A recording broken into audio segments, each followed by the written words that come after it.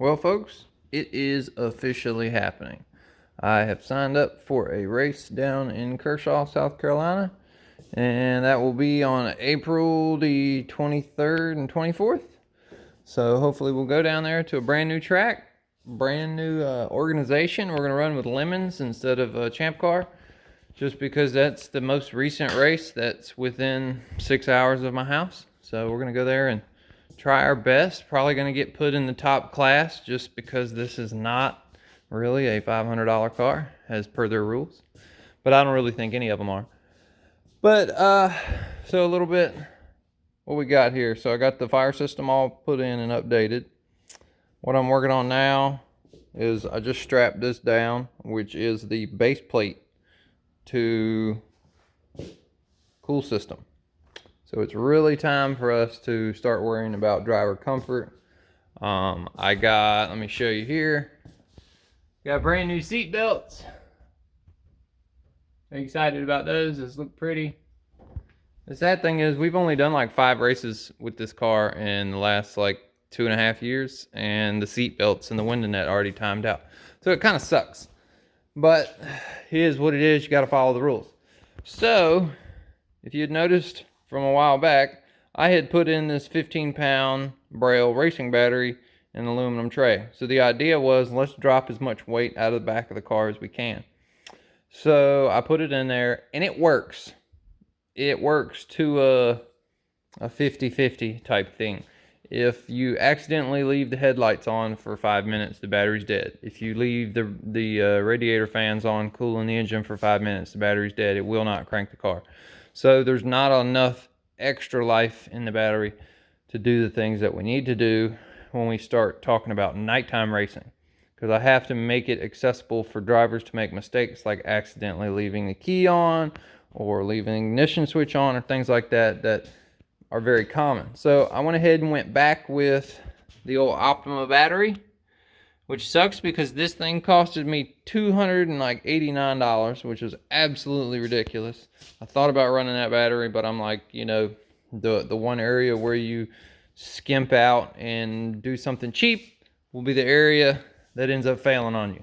So I ended up making a battery tray out of steel, and you can kind of see it's made out of 4 pieces, and I welded them together. And then I went ahead and screwed it, or actually bolted it to the bottom of the frame, bottom underneath the car. And then I put foam on the base and then foam around the outside. I got to go ahead and put some RTV, some silicone around that to where the foam itself will stay. And I put just basically threaded rod and double nutted it and blue Loctite. That way the battery is 100% secure. I could probably hook a strap around that and drag the car. So it's pretty tough. So we're going to go back to the Optima, and we won't have any more battery issues. I went ahead and kind of started getting a conglomerate of crap together. You got my front poly bushings here. I've never installed those, but I have them. Extra belt, another extra belt, extra transponder, driver's side outer tie rod. Now what's in these boxes here?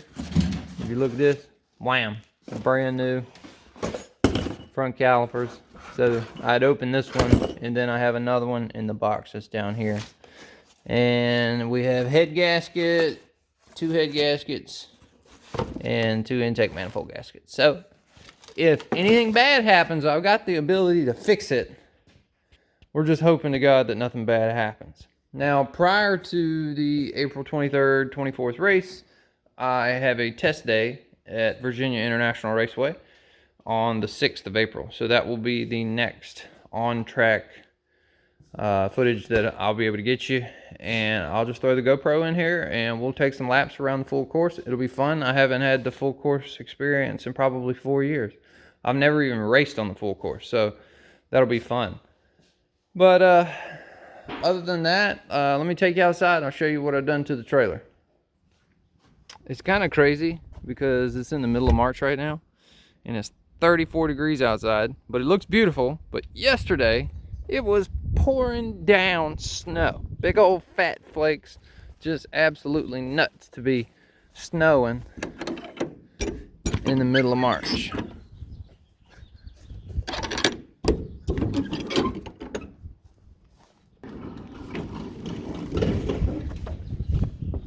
So, I don't know if the camera will focus until I get in here.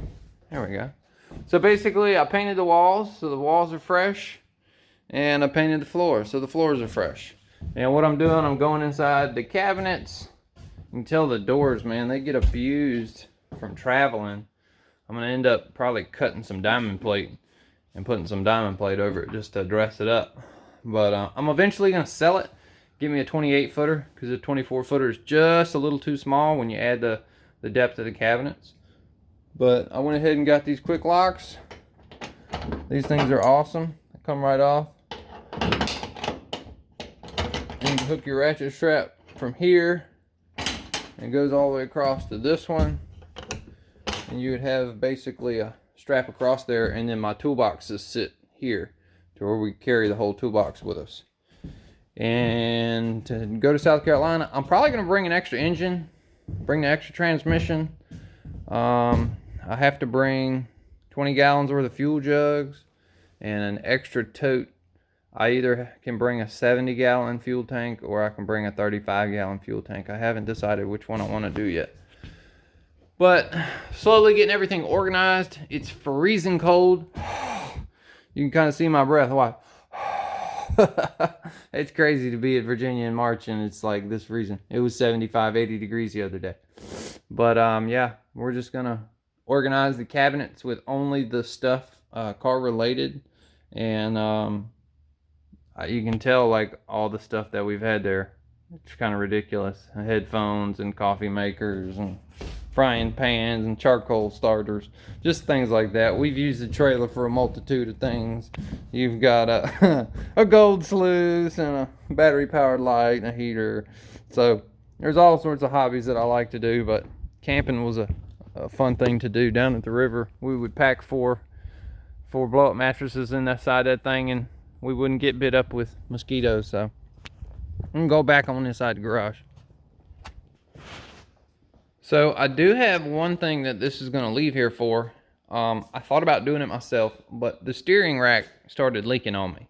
And I feel like I looked up the research on doing it, and you got to drop the back portion of the subframe. And since I don't have a 2-post lift in my shop anymore, it's going to be kind of hard. So this company right here, Lake Country Automotive, shout out to Kevin Fry. Sponsors the car, always changes my tires for free, helping me out. He's actually going to put it on his lift and he's going to change my steering rack for me.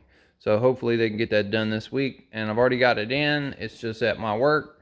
And I've got a couple other things coming for it. But those are just kind of odd and ends.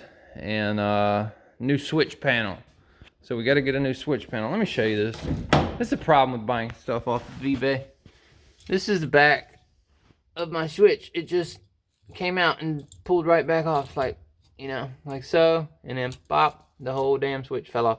So I ended up buying the same ones from eBay because I've kind of already got this steel mount bracket here for my switches. So I ended up finding the same one online, and I'm gonna pull this whole unit out and put it in. Now this is 4 or 5 years old, so maybe just plastic decays over time. But got the computer mounted. Got the seat ready to go. I think the next thing I got to work on, I'm going to put my water jug in here and put some foam around it to make sure that it doesn't rattle apart, because I see that could be a problem right here at this moment. And then I'm going to go ahead and hook up the cool suit box and wire it up, and that way we'll have some cooling for the driver. So, but that's about it for this. I wanted to give everybody an update on the car. I know people, not very many people, because the CL isn't very known, but a few people on my channel who's been there from the beginning really love the car. So decided I'd kind of go over with you a little bit of everything that we've got going on. Oh, and I got a new set of front rotors coming. So, and a new set of rear rotors. So I ended up buying slotted rotors for the rear, maybe. Maybe they're drilled, I don't know.